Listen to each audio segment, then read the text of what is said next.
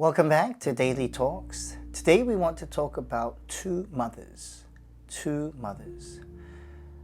We all have a biological mother who, by God's grace, has given us birth, nurtured us, cared for us. We may also have foster parents or adopted parents, but nonetheless we all have been loved by an earthly mother. At the same time, if you've ever had the privilege of having a spiritual mother in your life, then we know that the spiritual mother has different characteristics than an earthly mother. So today I want to talk about two mothers. One, an earthly mother, and two, a spiritual mother. First, earthly mothers. We're awfully grateful to them. But most of the time, earthly mothers are limited in their love because they are people after all. They give care and they give nurture, they teach us, but it's most of the time a self-centered love, a self-centered love. Therefore, that love wants to sometimes control the children. It's a form of wanting to manipulate and get your own thoughts across to the other. And therefore, if the other does not follow what you want them to do, then there can be friction and trouble and strife in between that relationship. At the same time, an earthly mother looks for ways to be proud of the children and therefore wants them to have an excellent grade at school, or even excel at sports, excel at making money, excel at climbing up the corporate ladder, whatever it may be. They want to find reason to be proud of their children. Not that it's bad to be proud of your children, but again, it's an earthly, limited way of loving that child. Also, some earthly mothers want to live out their unfulfilled dreams and desires through their children. And therefore, it causes a lot of stress and pressure on the children.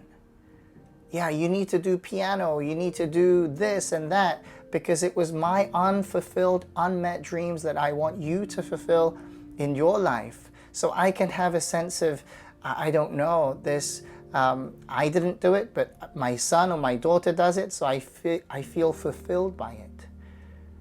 At the same time, sometimes when the earthly mother doesn't have a sense of clarity upon situations, there's a lot of confusion that can be passed down. There's some generational things like anger or frustration or impatience that gets put down in the generations next to them and after them and after them, because that's what they receive from their earthly mother as well. Also, sometimes the earthly mother will follow the ways of the world to lead their children. Well, Mr. Smith's son's down the streets doing this, so you ought to consider this. And so they grab all this material from all sorts of areas and try to pump it into their children, not understanding that this child has a full God-given potential that God has placed in their hearts.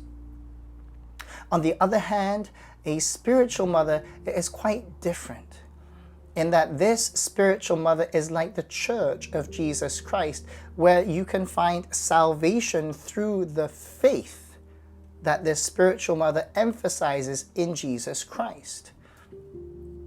The faith we have in Jesus Christ leads to salvation, leads to hope, leads to repentance, leads to a new way of life, a new way of thinking, a new way of doing, a new way of speaking. Not only that, a spiritual mother is like a priestly mother. A priestly mother that goes before God and says, Lord, I give you my son and I give you my daughter. Right now, their situation seems very bad and bleak, but I lay them upon your hands. And they plead before God with the cares and the problems that the children have. Not only that, a spiritual mother is like Jesus, like Jesus' mother, Mary, who sacrificed her all, who gave total devotion to Jesus in following his every footstep to the cross. A mother that does not bend because of fleshly desires. A mother doesn't bend because the world says otherwise. A mother who fulfills her calling. Wow. Not only that, there are spiritual mothers who are able to make pathways for their children. And it could be uncharted territory that they need to push through in prayer and persistence and with passion. And they make a pathway saying, come, follow me, my daughter. Come, follow me, my son. And they make this pathway so that these kids, these children would walk the pathway of holiness and righteousness. And not only that, these spiritual mothers are able to see with their spiritual eyes the full potential that God has given each child and leads them and guides them and trains them and coaches them so that these children of God would be offered to God as living sacrifices. Now you may think, well, earthly mothers are bad and spiritual mothers are good.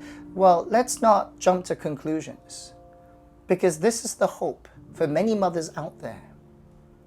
Even if you did not have a spiritual mother in your life, now is your opportunity to become that spiritual mother for someone in your life, someone that you're discipling, someone that God has put before you in your church, in your small groups. And you become a mother that is nurturing with the spiritual love God has for them. And of course, this can apply to fathers as well. Some of you may think, well, my earthly mother was always negligent. She always did nasty things to me. Well, this is a good time to forgive them and start your journey as a spiritual mother for somebody else. And if you're finding someone if you're looking for someone who will help you in your spiritual journey, seek those people out who are mature in the faith, who can bring you on and disciple you and love you in a spiritual way. So yes, there are two kinds of mothers, earthly mothers and spiritual mothers. But that doesn't mean that earthly mothers just stay where they are. They can always shift towards becoming a spiritual mother, somebody who will take somebody on and love them and nurture them and care for them. Who's your spiritual mother today? And whose mother are you today? Blessings to all of you.